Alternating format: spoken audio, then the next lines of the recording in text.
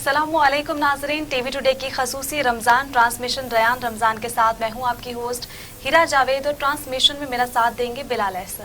अस्सलामु अलैकुम वरहमतुल्लाह। ख़वातीन हज़रात, यकीनन हम आज 26 रमज़ानुल मुबारक की जो है वो ट्रांसमिशन का आगाज़ करने जा रहे हैं और आज का जो हमारा मौजू है वो बड़ा ही दिलचस्प मौजू है और वो ऐसा मौजू है कि जिससे आप यकीनन इस हवाले से फ़ायदा उठा सकते हैं कि हमारे जो सफ़ारती मामलात होते हैं, जब पाकिस्तान जो है जब इस चीज़ के हवाले से डिस्कस किया जाता है और देखा जाता है तो वो बड़ी चीज़ों को मद्देनज़र रख के अपनी सफ़ारती पॉलिसी को तरतीब देता है। तो आज हमारा मौजू भी उसी तरह का कोई यूनिक किस्म का मौजू है कि नबी सल्लल्लाहु अलैहि वसल्लम ने अपनी क्या सफ़ारती हिकमत अमली रखी अपनी मबूसत के दौरान कि वो जब ख़ुद बतौर रियासत अपनी एक रियासत मदीना का क़याम किया गया तो उसके अंदर क्या क्या सफ़ारती हिकमत अमली अपनाई गई और मुख्तलिफ़ जो हुक्मरान थे उनको किस तरह से खतूत के ज़रिए अपना पैगाम पहुँचाया गया और उसके अलावा इस तरह की एक रियासत जिसके अंदर जिसको पहले कभी एक्सेप्टेंस नहीं मिली थी, जिसको जो पहले कभी उस तरह से जो है वो कहा जा सकता है कि उसको एक्सेप्ट नहीं किया गया था, उस रियासत के हवाले से नबी सल्लल्लाहु अलैहि वसल्लम ने क्या क्या तरीक़ाकार अपनाया, इस पर हम इंशाल्लाह डिटेल से बात करेंगे। हमारे डॉक्टर अख्तर हुसैन अज़मी भी हमें ज्वाइन करेंगे।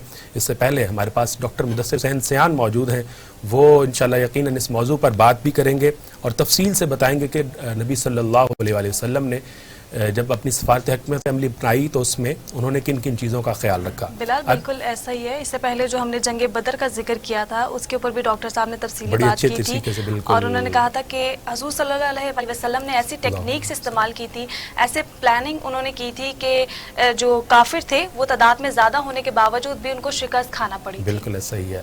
तो वो एक यकीनन उनकी जो हिकमत अमली थी, जो उनकी सब चीज़ें थी वो सबसे ज़्यादा आइडियल थी और उन्हीं चीज़ों के हवाले से हम यकीनन बात करेंगे और मौजू को आगे बढ़ाएंगे।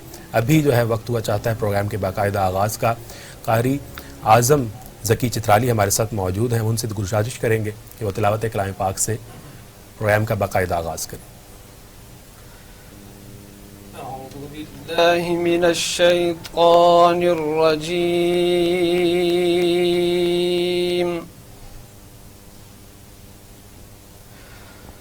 बिस्मिल्लाहिर रहमानिर रहीम।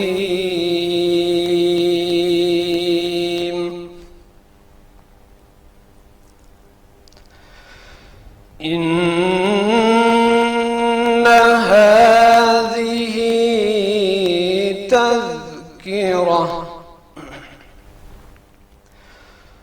फमन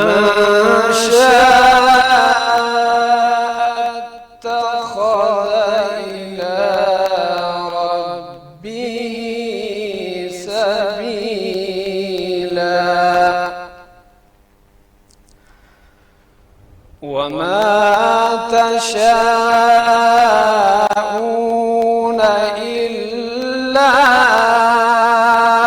أن يشاء الله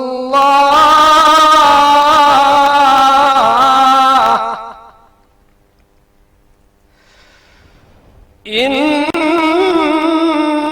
الله كان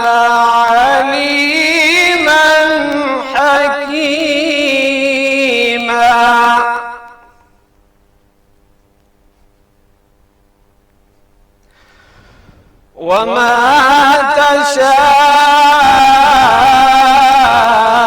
تشاءون إلا أن يشاء الله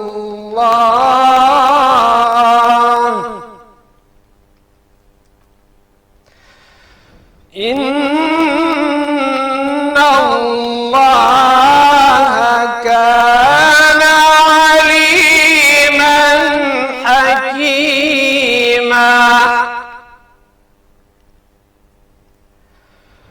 يدخل من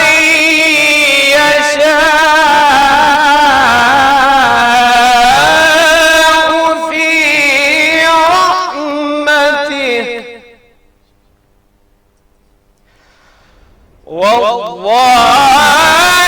والظالمين أعد لهم عذابا أليما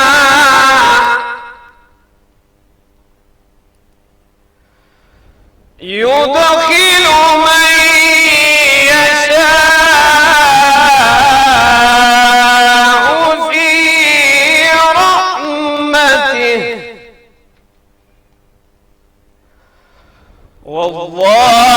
والظالمين أعد لهم عذابا أليما.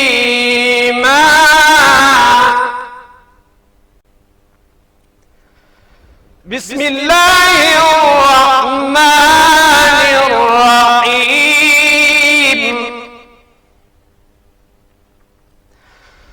إنا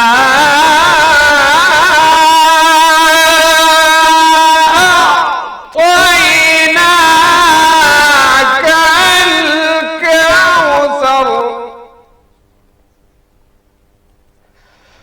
بسم الله الرحمن الرحيم. إنا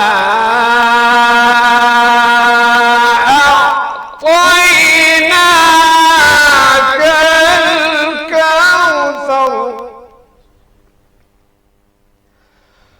فصل لربك وانحر.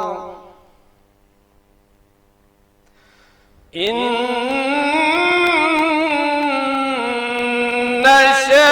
شانئك هو الأبتر.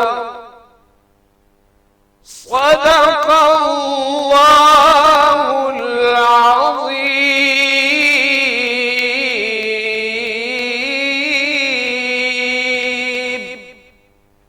جزاکاللہ. قاری محمد اعظم ذکی چترالی ہمارے ساتھ موجود تھے اور تلاوت کلام پاک ہمارے ناظرین کے سامنے پیش کر رہے تھے. ہمارے ساتھ اسٹوڈیو میں اب موجود ہیں ناز خواں جن کا نام ہے تانیہ ریاض. تانیہ ریاض کون سا کلام پیش کریں گے آج آپ؟ کلمہ شریف سے آغاز کریں گے. پیش کیجیے گا. لا الہ الا اللہ لا الہ الا اللہ لا الہ الا اللہ لا الہ الا اللہ. کون مقام ہے اللہ دونوں جہاں میں ہے اللہ. کون مقام ہے اللہ دونوں جہاں میں ہے اللہ. جسم میں جان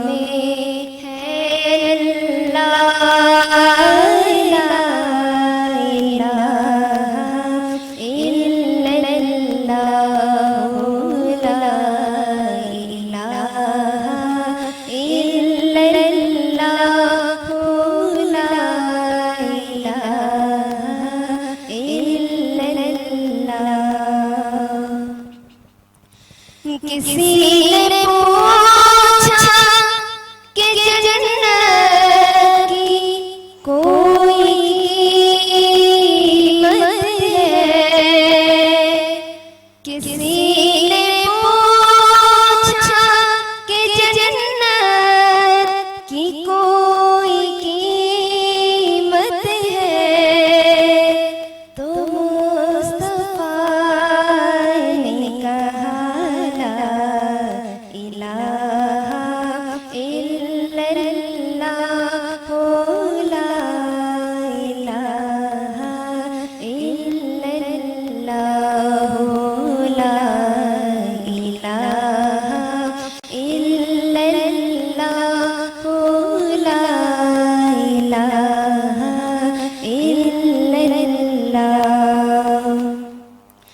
حسبی ربی جل اللہ ما فی قلبی غیر اللہ. حسبی ربی جل اللہ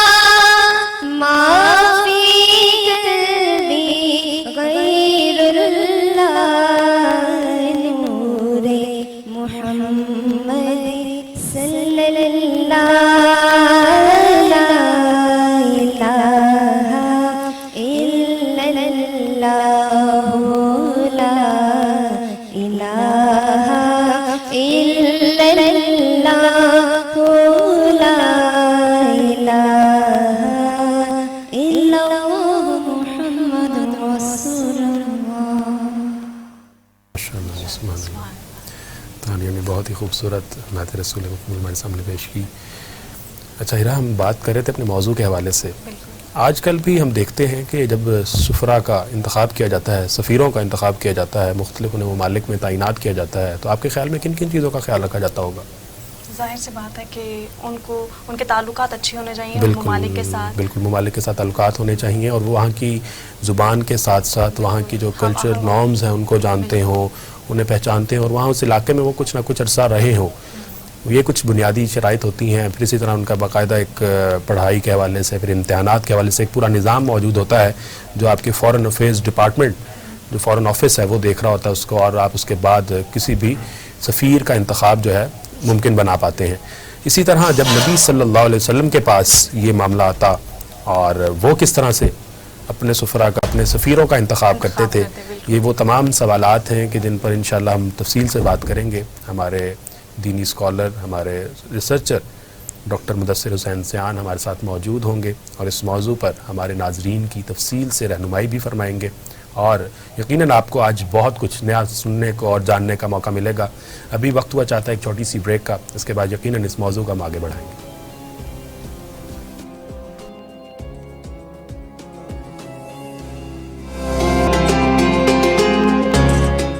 ویلکم بیک ناظرین. بریک پر جانے سے پہلے حضور پاک صلی اللہ علیہ وآلہ وسلم کے سفارتی تعلقات کے بارے میں ڈاکٹر صاحب ذکر کر رہے تھے. ڈاکٹر صاحب کی جانب بھی بڑھیں گے اور سوال کریں گے کہ نبی پاک صلی اللہ علیہ وآلہ وسلم نے سفارتی خطوط لکھے، ان کی اہمیت کیا ہے؟ صلح حدیبیہ کے بعد نبی مہربان صلی اللہ علیہ وسلم کو جب امن نصیب ہوا تو آپ نے یہ فیصلہ کیا کہ اب اس دعوت کو خطہ عرب سے نکال کر جو باہر کے لوگ ہیں ان تک پہنچایا جائے. تو اس مقصد کے لیے آپ نے سفارتی خطوط لکھے. کیونکہ آپ سفیر امن تھے اور دنیا میں امن کے لیے قیام کے لیے کام کر رہے تھے، تو آپ نے دین کے فروغ کو مد نظر رکھتے ہوئے یہ خطوط لکھے. اچھا، ان خطوط کی جو زبان ہے بڑی کمال کی ہے، یعنی سفارتکاری کیسے ہوتی ہے اور اپنے بالمقابل کو مخاطب کیسے کرنا ہے، اس کے جو بہترین اور ضروری اصول ہیں وہ ان خطوط سے ملتے ہیں. نبی مہربان صلی اللہ علیہ وسلم خط کا آغاز کرتے اور سب سے پہلے جس بندے کو خط لکھا جاتا اور جس علاقے کا حکمران یا بادشاہ تھا یا والی تھا، اس کے حفظ و مراتب کا خیال رکھا جاتا. اچھا، صحیح. یعنی جو ڈیو رسپیکٹ ہے وہ ان کو دی جاتی، اس کو نہیں چھوڑا جاتا تھا. ہاں جی. اور ان کے مذہب اور عقیدے کا بھی خیال رکھا جاتا. اور نبی مہربان ایک جملہ اس صورت میں اضافہ کرتے جب مخاطب حکمران یا جو بادشاہ تھا وہ اگر مسیحی ہوتا تو پھر آپ قرآن کی وہ آیت لکھتے جس میں یہ تذکرہ ہے کہ آؤ ان کلمات کی طرف جو ہمارے اور تمہارے درمیان مشترک ہے، کہ ہم ایک خدا کے ماننے والے ہیں. دعوت کا طریقہ، جی دعوت کا طریقہ، آپ بھی رسولوں کو مانتے ہیں، ہم بھی رسولوں کو مانتے ہیں. یعنی جو مشترکہ نکات ہیں ان کا تذکرہ کرتے ہیں. بالکل. پھر اس کے بعد سادہ زبان میں اپنی دعوت دیتے ہیں کہ میں اللہ کا نبی ہوں اور میں آپ کو دعوت دیتا ہوں دین اسلام کو قبول کرنے کی. اور ساتھ یہ گارنٹی دی جاتی ہے کہ اگر آپ ہمارے اس دعوت پہ لبیک کہیں گے تو ہم آپ کو یقین دلاتے ہیں کہ آپ کے جان، مال، رتبے اور جاہ و حشمت کی حفاظت کی جائے گی. جو کچھ آپ کے پاس ہے وہ آپ کے پاس ہی رہے گا، آپ سے کچھ نہیں لیا جائے گا. اور ہماری اس دعوت کا بنیادی مقصد قیام امن ہے تاکہ انسانیت امن کے راستے پہ گامزن ہو جائے. اور اس میں خاص بات جو کی جاتی کہ وہ زبان کا انتخاب بھی اس انداز سے کیا جاتا کہ جس کو مخاطب کیا گیا ہے وہ آپ کی بات کو آسانی سے سمجھ سکے. جیسے میں پہلے عرض کر رہا تھا کہ مخاطب کی نفسیات یہ تبلیغ کا بنیادی اصول ہے جی. بات کا، ہاں جی، بات آپ جب آپ نے کرنی ہے تو مخاطب کیا سوچ رہا ہے، اس کا ذہن کیا ہے، اس کا محل وقوع پس منظر کیا ہے. صحیح. مثلا اگر آپ کسی ایک میٹرک پاس آدمی کو دین کی دعوت دینا چاہیں اور آپ بڑا ہی جذبہ رکھتے ہوں لیکن آپ اسے انگریزی میں بات کرنا شروع کر دیں، اتنی مشکل اردو بولے کہ اس کے اوپر سے گزر جائے، پھر اس کو دعوت کا کوئی فائدہ ہی کوئی نہیں۔ بالکل ایسا ہی ہے، اس میں کوئی یہ جو خطوط ہیں یہ شاہکار ہیں، یہ سیرت کی کتابوں میں محفوظ ہیں، ان کا ایک ایک لفظ جو ہے اس میں انسان کی محبت، رواداری، عدل، اخلاق، مساوات اور ایک اندر سے جو درد ہوتا ہے کسی انسان کا کسی دوسرے کے لیے ایک براہ راست بھی آ جائے بالکل وہ نظر آتا ہے۔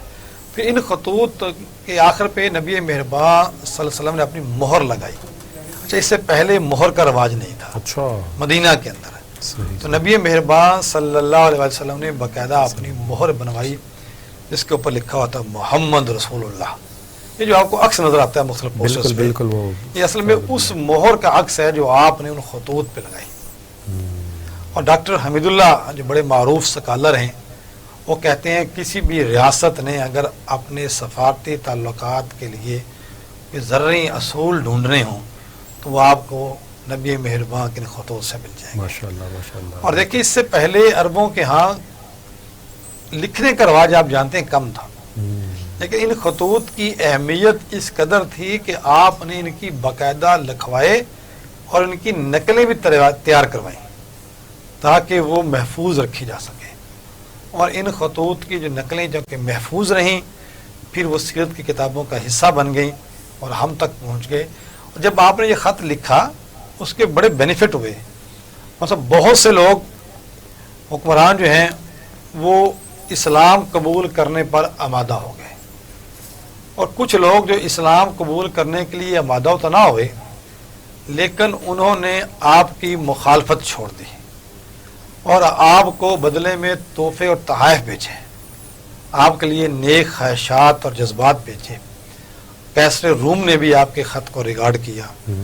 صرف ایک جو کسرا کا بادشاہ تھا اس نے آپ کے سفیر کے ساتھ اچھا سلوک نہیں کیا، تو آپ نے کہا کہ آپ دیکھیں گے کہ یہ چند دنوں میں برباد ہو جائے گا، تو ایسا ہی وہ اپنے بیٹے کے ہاتھوں قتل ہو گیا۔ تو یعنی یہ خطوط جو ہیں اگر آپ کو موقع ملے تو آپ پڑھیے گا، چونکہ یہاں ٹائم تھوڑا ہوتا ہے تفصیل سے بیان نہیں کر سکتے، آپ کو ایک بہترین سفارتکاری نظر آئے گی۔ صحیح صحیح، وہ ہر دور کے لیے یہ اصول زرعی اور یکساں ہیں، ان خطوط میں ملتے ہیں۔ اور صحیح۔ اچھا ڈاکٹر صاحب، اسی طرح آپ نے بات کی خطوط کا بھی ذکر کیا، اس سے پہلے ہم معاہدوں کے حوالے سے بات کر رہے تھے۔ میثاق مدینہ ایک بڑا اہم معاہدہ، اگر ہم اس کی بات کریں تو اس کے کیا ہمیں خارجی اور وہ مختلف جو سیاسی فوائد سمجھ آتے ہیں جو نبی صلی اللہ علیہ وسلم نے ایک معاہدہ کیا، اگر اس پہ ہم بات کریں تھوڑا سا۔ جی، میں نے کل شاید پروگرام عرض کیا تھا کہ ہاں جناب صلی اللہ علیہ وسلم کی زندگی کا ایک اصول یہ تھا کہ آپ دشمن سے لڑنے کے بجائے اس کو بے بس کرنے پر ترجیح دیتے تھے۔ بالکل صحیح۔ میثاق مدینہ جو ہے اس کے حوالے سے ڈاکٹر حمید اللہ لکھتے ہیں کہ یہ دنیا کا پہلا تحریری دستور ہے، صحیح the first return constitution of the world. صحیح، اور اس کے اندر ایک ریاست کا قیام کا مقصد کیا ہوتا ہے، اور ریاست کے اندر رہنے والے جو افراد ہیں وہ مسلمان ہوں یا غیر مسلم ہوں، وہ غیر مسلم میں کفار ہوں یا یہودی ہوں، ان کے آپسی تعلقات کیسے ہوں گے، پھر ریاست کے اوپر اگر کوئی حملہ ہو جائے اس کا دفاع کیسے کیا جائے گا، اور دفاعی ذمہ داریاں کیسے کیسے تقسیم کی جائیں گی، صحیح صحیح، پھر امن کی بات کو آگے کیسے بڑھایا جائے گا، اور سب سے اہم نقطہ اس میں یہ تھا کہ شہر کی ایک سیاسی تنظیم قائم کی گئی، اچھا یعنی ایک سول ایڈمنسٹریشن، اچھا یعنی سول انتظامیہ، اس کا کیا عمل میں آیا اور ذمہ داریاں طے کی گئیں کہ اس صورت میں کس کی کیا ذمہ داری ہے۔ صحیح، اور اس کا جو سب سے اہم اور خوبصورت نقطہ تھا وہ یہ تھا کہ نبی مہربان صلی اللہ علیہ وسلم کو باقاعدہ حکمران تسلیم کیا گیا اور کہا گیا کہ فریقین کے درمیان جو بھی کوئی مسئلہ ہوگا، جو بھی ڈسپیوٹ پیدا ہوگا، اس میں جو فیصل کا کردار ہے، جو آخری کردار ہے، جو آخری منصف ہیں، اور نبی مہربان صلی اللہ علیہ وسلم ہوں گے۔ بالکل اس میں کوئی اور اس کی تقریباً 50 کے قریب دفعات ہیں صحیح، اس معاہدے کی، اور اس میں ہر شرط جو ہے وہ سنہری حروف سے لکھے، سمجھے اور پڑھے جانے کے قابل ہے۔ صحیح صحیح کہ بتا دیا گیا کہ باہمی رشتہ، اخوت، رواداری، مساوات اور عدل کیا ہوتا ہے، ریاست کے باشندے ریاست کے لیے کیا اہمیت رکھتے ہیں، ماشاء اللہ، اور ریاست باشندوں کے لیے کیا اہمیت رکھتی ہے. آئین ریاست مدینہ کہا جا سکتا یہ آئین ریاست مدینہ کہا جاتا ہے. اچھا، اس میں ایک خاص بات جو میں نے کی، یہ ذکر کرنا میں بھول گیا، اس معاہدے کے نتیجے میں جو مہاجرین آئے تھے ان کی آباد کاری کا مسئلہ بھی حل کیا گیا. بالکل، بھائی بھائی چارہ جو بھائی چارہ جو موقعات مدینہ ہے وہ بھی اسی معاہدے کے زیر اثر آیا. بالکل، سب سے اہم بات، جی سب سے اہم معاملہ تھا. بالکل، اور اس میں بھی فریقین کے باقاعدہ دستخط لیے گئے. اس سے یہ اصول سامنے آتا ہے کہ جب تک فریقین ایگریمنٹ پہ دستخط نہیں کرتے وہ معاہدہ، وہ ایگریمنٹ قابل عمل نہیں ہوتا، قابل عمل نہیں، اور کسی بھی قسم کا اس پہ جو نہیں ایکشن ہو سکتا. یہ میثاق مدینہ ہے جو بلا مبالغہ اس دنیا کی جو قیمتی ترین دستاویزات ہیں ان میں سے ایک ہے. وہ میگنا کارٹا جو یورپ نے بہت بعد میں بنایا، وہ نبی مہربان صلی اللہ علیہ وسلم نے آج سے 1400 سال پہلے دنیا کے سامنے پیش آپ نے کر بڑا ہی اچھے طریقے سے بتایا، اہمیت کے اوپر زور دیا کہ صرف اور صرف خارجی امور ہی نہیں، داخلی امور بھی بڑے اہم ہیں. جی دیکھیں، ریاست دونوں چیزوں پہ ڈیپینڈ کرتی ہے. بالکل ایسا ہی ہے، اور اگر اس کے اندر استحکام نہیں ہے تو بیرونی قوتیں کبھی بھی آپ سے ایگریمنٹ نہیں کریں گے. بالکل ایسا ہی ہے. کسی کمزور ریاست سے یا کسی انتشار والے ریاست سے کون اچھے تعلقات کیا؟ بالکل ایسے. اور اسی لیے جب بھی ہم دیکھتے ہیں کہ کوئی بھی مضبوط ریاست ہے تو اس کے قیام کے دوران جو دو وزارتیں ہیں، وزارت جو ہے امور خارجہ اور اسی طرح وزارت داخلہ، ہمارے پاکستان کی بات کی جائے، ہمارے ہمسایہ ممالک دیگر بھی ہیں جو اچھی ریاستیں ہیں، وہ سب سے زیادہ اہمیت کی حامل ہوتی ہیں. یقیناً یہ موضوع بڑا اہم تھا اور اس پہ ہم نے بڑی دلچسپ گفتگو کی. ہمارے ناظرین دیکھ رہے ہیں کہ ان کی اسکرین پر اس وقت ایک ننھا قاری، ننھا نعت خواہ موجود ہے. ہم سے پہلے بھی یہ ملاقات کر چکے ہیں اور اپنی نعت پڑھ چکے ہیں. بڑی خوبصورت آواز میں یہ پڑھتے ہیں. آج بھی یقیناً محمود شہاد چترالی اپنے ہمارے جو ناظرین ہیں ان کے سامنے کلام پیش کریں گے. ہم ان سے گزارش کریں گے، محمود کون سا کلام سنا رہے ہیں آج آپ ہمیں؟ تو امیر حرم میں فقیر جم تیرے نوری میں طلب ہی طلب، تو عطا ہی عطا، تو جا من کو جا، تو جا من کو جا، تو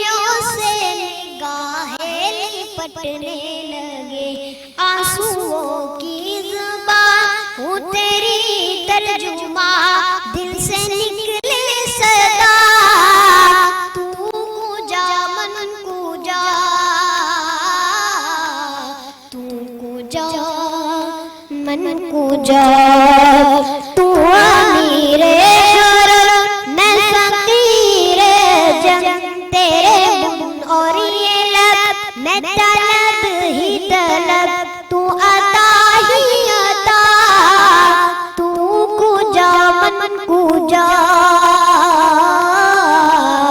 तू कुजा मन कुजा। कमाल ही खूबसूरत अंदाज में जो है कलाम पेश किया हमारे नन्हे नात ख्वां महमूद शहाद चित्राली ने। ख़वातीन हज़रात, हमारे प्रोग्राम का वक्त ख़त्म हुआ चाहता है, अफ्तार का जो है वो वक्त करीब है। यकीनन आपसे नए मौजू के साथ मुलाकात होगी कल।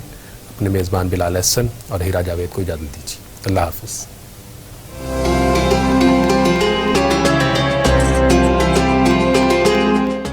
वेलकम बैक नाज़रीन। ब्रेक के बाद आपको खुशामदीद कहते हैं। आज जो हमारा टॉपिक है वो बहुत ही स्पेसिफिक और एक अच्छा टॉपिक है, सिफारती ताल्लुकात। और सिफारती ताल्लुकात हुज़ूर पाक सल्लल्लाहु अलैहि वसल्लम के दौर के सिफारती ताल्लुकात किस तरह के होते थे और दौर हाजिर के सिफारती ताल्लुकात किस तरह के हैं। ब्रेक पर जाने से पहले डॉक्टर साहब जो हैं उन्होंने हमें ज्वाइन कर लिया है, उनको वार्मली वेलकम कहते हैं डॉक्टर साहब। डॉक्टर मुदस्सिर हुसैन सयान हमारे साथ मौजूद हैं। डॉक्टर साहब, ये बताइएगा, सिफारती ताल्लुकात का आज हम जिक्र करने जा रहे हैं, इसमें खारजा पॉलिसी के बुनियादी असूल कौन से हैं? देखिए जी, किसी भी रियासत के इस्तेहकाम के लिए दो बुनियादी चीज़ें होती हैं। एक उसकी खारजी ताल्लुकात, जिसे हम सफारती ताल्लुकात कहते हैं, और दूसरा उसका दाखिली नज़्म। ये दोनों चीज़ें किसी भी रियासत के इस्तेहकाम के लिए लाजमी है। तो हर रियासत जहाँ अपनी रियासत के अंदर अमन व अमान और इस्तेहकाम पैदा करती है, इसी तरह वो फिर खारजी ताल्लुकात के लिए, सफारती ताल्लुकात के लिए कुछ उन्होंने असूल वज़ा किए होते हैं। किसी भी जदीद रियासत का जो सफारती नज़्म ज़ब्त या पैटर्न होगा, उसका सबसे पहला असूल ये होता है कि हम अपनी रियासत को बैरूनी दुश्मनों से कैसे महफूज करेंगे। बिल्कुल। दूसरा बुनियादी असूल ये होता है कि रियासतें एक जैसी नहीं होती। कोई रियासत बड़ी होती है, कोई रियासत छोटी होती है, कोई रियासत ताकतवर होती है, कोई रियासत कायम होती है। इन तमाम चीज़ों को मद्दे नज़र रखते हुए सफारती ताल्लुकात में तवाज़ुन कैसे लाया जाएगा, असल चीज़ ये किसी भी रियासत के खारजी या सफारती ताल्लुकात का दूसरा पहलू है। सही। तीसरी बात यह है कि माशरती रवाबत कैसे मजबूत बनाए जाएंगे। देखिए, आज की मुतमद्दन दुनिया में लोगों का आपस में बहुत राब्ते हैं। दुनिया एक ग्लोबल विलेज है, उसके नतीजे में लोगों के आपस में राब्ते हैं। अब यहाँ बैठ के दुनिया से मुखातिब हो रहे हैं, तो इस चीज़ को भी मद्देनज़र रखा जाता है कि दो रियासतों के माशरती ताल्लुकात कैसे होंगे। और सबसे बड़ी और अहम बात जो किसी भी मुल्क के सफारती ताल्लुकात में नुमाया यानी लीडिंग रोल अदा करती है, वो उसका जोग्राफिया होता है कि आप जोग्राफियाई तौर पे किस खित्ते में वाक़ हैं, आपके समंदर तक रसाई है कि नहीं, आपके हमसाए में कौन कौन है, आपके पास कुदरती वसाइल कौन से हैं, और कौन से वसाइल हैं जिसकी बुनियाद पर आप इससे शेयरिंग कर सकते हैं। तो इन तमाम चीज़ों को मद्दे नज़र रख कर रियासत अपने सफारती ताल्लुकात कायम करती है। अगर ये चीज़ों को मद्देनज़र ना रखा जाए तो कभी भी रियासतों के दरमियान अच्छे सफारती ताल्लुकात कायम नहीं हो सकते। इसमें मुझे एक बात याद आ गई। अमेरिका के एक बड़े मारूफ वज़ीर ख़ारिजा हुआ करते हेनरी किसिंजर, तो वो कहा करते थे कि रियासतों के दोस्त दुश्मन मुस्तकिल नहीं होते, मफादात मुस्तकिल होते हैं। बिल्कुल। और मफादात का जो हसूल है वो बेहतरीन ख़ारजा और सफारती पॉलिसी के तहत होता है। बिल्कुल। ये वो बुनियादें हैं जिनकी बुनियाद पर कोई भी रियासत अपने सफारती ताल्लुकात का तयन करती है। ठीक, सही दुरुस्त तो किया डॉक्टर आपने। साहब, आप क्या कहते हैं जो चीन के साथ हमारे ताल्लुकात हैं, इस ताल्लुकात को आप कैसे देखते हैं? ये भी सिफारती ताल्लुकात जिसका आपने भी जिक्र किया कि मुफादात और वसाइल को देखकर ताल्लुकात कायम किए जाते हैं। अभी आपने बात जो की कि जो ज्योग्राफिया है वो बड़ा अहम होता है इस हवाले से। तो पाकिस्तान को अगर हम थोड़ा सा डिस्कस करें तो कोई भी मुल्क जब भी ताल्लुकात कायम करता है वो इन चीज़ों को मद्देनज़र रखता है। सही। मसलन आप चाइना की बात कर रहे हैं, देखिए चाइना के एक तरफ इंडिया है। इंडिया अपने आप को उतना ही सुपर पावर समझता है जितना चाइना है। बिल्कुल सही।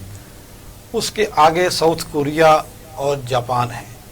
وہ اگرچہ رقبے کے اعتبار سے تو چھوٹی ریاستیں ہیں لیکن معاشی استحکام کے اعتبار سے بڑی ریاستیں ہیں. بالکل صحیح. اب چائنا نے جو مال بھیجنا ہوتا ہے یورپ یا افریقہ یا ناردن جتنے بھی مطلب یورپ کے کنٹریز ہیں، امریکہ ہے، کینیڈا، آگے جتنا بھی بر اعظم ہے، ان سب کو جو مال بھیجا جاتا ہے وہ ساؤتھ انڈین سی کے ریفرنس سے بھیجا جاتا ہے. It is a too long way.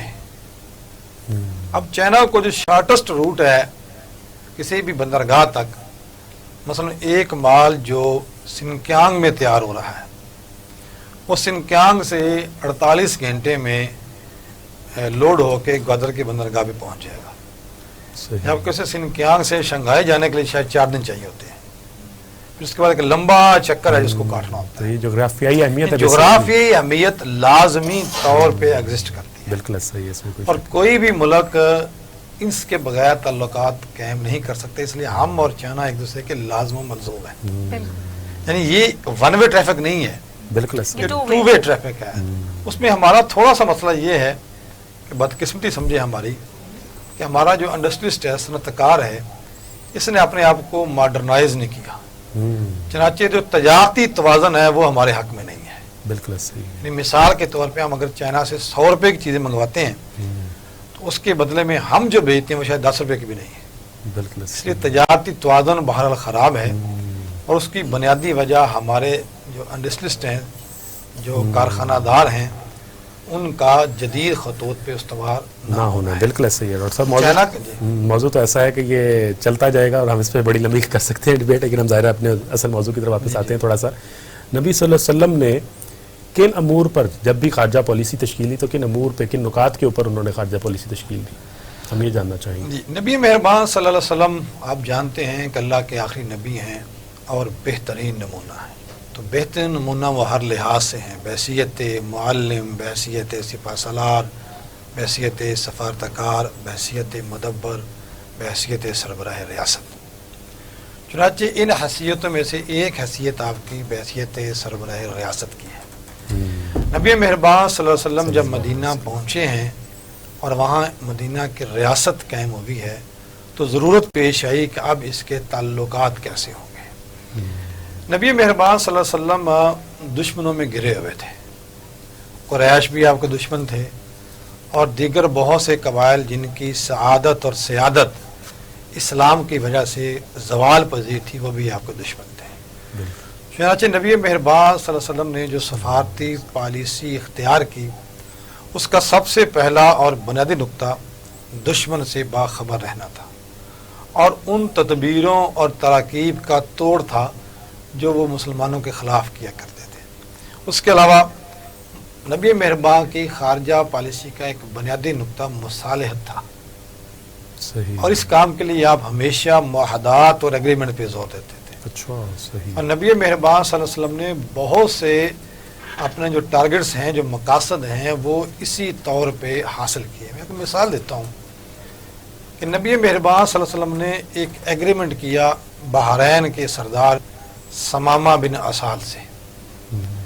Us agreement کے نتیجے میں سمامہ نے غلے کی سپلائی روک دی قریش کو.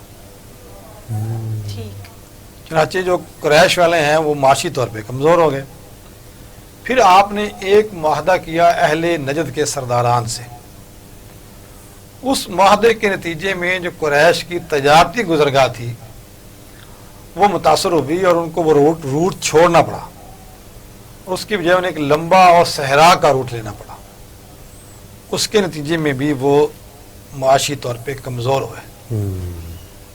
جب صلح حدیبیہ ہوئی تو قریش اس معاہدے پہ تیار ہی اسی لیے ہوئے تھے کہ ان کے پس منظر میں یہ تھا کہ آن جناب صلی اللہ علیہ وسلم کے ان 2 معاہدوں سے ہماری معاشی حیثیت خاصی کمزور ہو گئی ہے، اس لیے معاہدہ کرنا ہمارے بھی مفاد میں ہے. اگر کاروباری زندگی چلانا ہے، اپنی ضروریات کو آسان طریقے سے پورا کرنا ہے تو ہمیں نبی مہربان صلی اللہ علیہ وسلم کے ساتھ ایک معاہدہ کرنا پڑے گا. اچھا، پھر آپ کی صفاتی جو تعلقات ہیں اس کا ایک اہم نقطہ دعوت اسلام تھی. آن جناب علیہ السلام مختلف قبائل سے جب رابطہ کرتے تھے ان کو اسلام کی دعوت دیتے تھے اور ساتھ یہ کہتے تھے کہ اصل امن اور اصل سلامتی اسی دین کے اندر ہے، دین اسلام کی دین اسلام کے اندر ہے۔ اگر آپ اس دین کی پناہ میں آ جائیں گے تو آپ بہت سے ان مسائل سے محفوظ رہ سکیں گے جو آپ کو روزمرہ کے امور میں پیش آتے ہیں۔ اچھا، یہ معاہدہ کرنا اتنا آسان نہیں ہوتا۔ آپ کا جو مخالف فریق ہے اس کا رنگ مختلف ہے، نسل مختلف ہے، اس کے مفادات مختلف، اختلافات بہت سارے مفادات مختلف ہیں، پھر آپ کے ان کے ساتھ اختلافات ہیں، بعض کا سیاسی تعصبات ہوتے ہیں، بعض اوقات مفادات کا ٹکراؤ ہوتا ہے، بعض اوقات دونوں کے مفاد ایک ایسی چیز سے وابستہ ہوتے ہیں کہ دونوں اس کے اصول کی کوشش کرتے ہیں اور اس کے نتیجے میں رفٹ پیدا ہوتی ہے۔ تو یہ سارے مسائل ہوتے ہیں جب بھی آپ کی معاہدہ کرتے ہیں کسی بھی ریاست کے ساتھ، ان تمام چیزوں کو مد نظر رکھا جاتا ہے کہ ہمیں کیا فائدہ ہوگا، ان کو کیا فائدہ ہوگا۔ بالکل۔ اچھا، اس حوالے سے نبی مہربان صلی اللہ علیہ وسلم کمال کی حکمت عملی سے کام لیتے تھے۔ آپ پہلے باقاعدہ تحقیق کرتے تھے اس معاہدے کے نتیجے میں مسلمانوں کو کیا فوائد حاصل ہوں گے۔ صحیح۔ مثلاً آپ نے جب یہود سے معاہدے کرنے ہوتے تھے اس میں ایک لینگویج بیریئر تھا، یعنی عرب جو ہیں وہ عربی بولتے تھے، یہود عبرانی بولتے تھے، ایک لینگویج بیریئر تھا۔ تو اس کو دور کرنے کے لیے نبی مہربان صلی اللہ علیہ وسلم نے صحابی رسول حضرت زید بن ثابت رضی اللہ تعالیٰ عنہ سے کہا کہ آپ عبرانی زبان سیکھیں۔ اچھا، اور انہوں نے 17 دن کے اندر عبرانی زبان سیکھی، صحیح، تاکہ آپ جب ایگریمنٹ کریں یہود کے ساتھ تو ایک دوسرے کی زبان کے سمجھنے کی وجہ سے معاہدہ کرنے میں آسان ہو جائے۔ پھر اس میں ایک اور خاص بات ہے کہ اگلے کی نفسیات کو بھی سمجھنا ہوتا ہے۔ مثلا میں آپ سے مخاطب ہوں یا لوگ ہم کو سن رہے ہیں تو ہمارے ذہن میں یہ ہونا چاہیے کہ ہم سادہ الفاظ میں بات کریں تاکہ ہمارا ہر وہ ناظر جو کم پڑھا لکھا بھی ہے جو زیادہ پڑھا لکھا ہے ہماری گفتگو کو آسانی سے سمجھ سکے۔ بالکل۔ تو اس کے لیے مخاطب کی نفسیات، میں اس کے وجہ سے ایک بات بتاؤں آپ کو۔ جب صلح حدیبیہ ہوا، جب ایگریمنٹ لکھا گیا تو تحریر لکھی گئی کہ یہ معاہدہ طے پایا ہے قریش کے سردار اور محمد رسول اللہ کے درمیان۔ تو قریش کے اس جس کا نام غالباً سہل تھا، سہل بن عمر، اس نے اعتراض کر دیا۔ اس نے کہا اگر ہم آپ کو اللہ کے رسول مان لیں تو جھگڑے کیوں نہیں؟ جھگڑا ہی ختم ہو۔ بالکل ایسے ہی۔ دیکھیے یہ جب معاہدہ لکھے جاتے ہیں اس کے الفاظ بھی غور کیا جاتا ہے۔ جی بالکل، ان کی جو تو چھوٹے چھوٹے معاملات، نبی مہربان صلی اللہ علیہ وسلم علی سے کہا کہ آپ میرے نام کو اس کو مٹا دیں، مطلب کہ محمد بن عبداللہ۔ اور حضرت علی رضی اللہ تعالیٰ ظاہر ہے آپ سے بڑی عقیدت رکھتے تھے، تو وہ بڑے پریشان سے ہوئے کہ میں جو نام خود ہاتھ سے لکھا ہوا ہے اللہ کا رسول، اس کو کیسے مٹا دوں۔ تو وہ شش و پنج میں مبتلا ہو گئے۔ تو نبی مہربان مدبر کائنات تھے، وہ سمجھ گئے۔ تو انہوں نے حضرت علی سے کہا کہ علی بتاؤ کہاں لکھا ہے میرا نام۔ انہوں نے اشارہ کیا تو آپ نے اپنے ہاتھ سے اس کو مٹا دیا۔ پھر اس پہ لکھا گیا بسم اللہ الرحمن الرحیم، اس پہ بھی اعتراض کر دیا گیا۔ سہل بن عمر نے کہا یہ تو ہمارے ہاں رواج ہی نہیں ہے، بسم ربی یا بسم ربی لکھا جائے، تو وہ بھی لکھا گیا۔ اب وہ معاہدہ بظاہر ایسا محسوس ہوتا تھا جیسے مسلمانوں کے خلاف ہے، اور صحابہ کے دلوں کے اندر کچھ خیالات بھی ایسے تھے، لیکن وقت نے ثابت کیا کہ وہ معاہدہ مسلمانوں کے لیے فائدہ مند ثابت ہوا، اور قرآن نے اس معاہدے کو فتح مبین کہا۔ یعنی جو ایگریمنٹ کرنے والا ہوتا ہے اس کے ذہن میں جو باتیں ہوتی ہیں وہ بعض کا ہمارے ذہن میں نہیں ہوتی۔ بالکل صحیح ہے۔ تو ریاستی تعلقات میں جب بھی کوئی معاہدہ ہوتا ہے، کوئی ایگریمنٹ ہوتا ہے، اس کے پیچھے بڑی ارکریزی کی جاتی ہے۔ یہ معاہدے، یہ ایگریمنٹ ایسے نہیں ہو جاتے۔ بالکل۔ نبی مہربان صلی اللہ علیہ وسلم خاص طور پہ اس کا خیال رکھتے تھے۔ بالکل بالکل۔ مثلاً آخری بات کرتا ہوں، نبی مہربان صلی اللہ علیہ وسلم نے مختلف قبائل میں شادیاں کی، اس سے بھی نبی مہربان صلی اللہ علیہ وسلم کو سفارتی فوائد حاصل ہوئے۔ مثلا جب آپ نے حضرت ام حبیبہ سے شادی کی، ابو سفیان جو بدترین دشمن تھا آپ کا، اس کے بعد کبھی بھی میدان کارزار میں آپ کے سامنے نہیں آیا۔ دشمنی تو رہی اس کی کافی دیر تک، بالکل، لیکن جو فرنٹ فٹ پہ کھیلتا تھا وہ بیک فٹ پہ چلا گیا۔ تو سفارتی تعلقات میں ایک ایک چیز کی بڑی اہمیت ہوتی ہے، ہر قدم کی، ہر قدم کی، ہر لفظ کی، ہر محاورے کی، ہر وقت کی. بالکل اس حوالے سے جو افضل ترین نمونہ جو رشد و ہدایت کا ہے وہ نبی مہربان کی ذات گرامی ہے.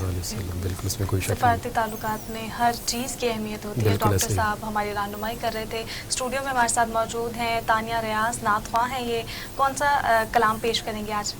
ماشاءاللہ سے میں دیکھ رہی تھی کہ آپ کی گفتگو کا موضوع، سر جی کے گفتگو کا موضوع ماشاءاللہ سے بہت خوبصورت، آپ صلی اللہ علیہ وسلم کی ذات مبارکہ پر، تو اس حوالے سے ایک کلام پیش کر رہی ہوں. سب سے اولا ہو اعلیٰ ہمارا نبی. سبحان اللہ. سب سے اولا ہو اعلیٰ ہمارا نبی، سب سے اولا ہو اعلیٰ ہمارا نبی، سب سے بالا ہو اعلیٰ ہمارا نبی، اپنے مولا کا پیارا ہمارا نبی، اپنے مولا کا پیارا ہمارا نبی، دونوں عالم کا دولا ہمارا نبی، دونوں عالم کا دولا ہمارا نبی، سب سے اولا اعلیٰ ہمارا نبی. مانگنے والوں ہم کو تو یوں چاہیے، مانگنا اور کسی سے بھی کیوں چاہیے، کون دیتا ہے دینے کو چاہیے، کون دیتا ہے دینے کو چاہیے، دینے والا ہے سچا ہمارا نبی، دینے والا ہے سچا ہمارا نبی، سب سے اولا اعلیٰ ہمارا نبی. کہ کیا خبر کتنے تارے کھلے چھپ گئے، کیا خبر کتنے تارے کھلے چھپ گئے، کیا خبر کتنے تارے کھلے چھپ گئے، پر نہ ڈوبے نہ ڈوبا ہمارا نبی، پر نہ ڈوبے نہ ڈوبا ہمارا نبی، سب سے اولا اعلیٰ ہمارا نبی. سبحان اللہ. بہت ہی خوبصورت کلام پیش کیا. کلام پیش کیا ہے تانیہ ریاض نے. اور یہاں وقت ہوا جاتا ہے ایک شارٹ بریک کا. بریک کے بعد حاضر ہوں گے اور موضوع کو کنٹینیو کریں گے آگے.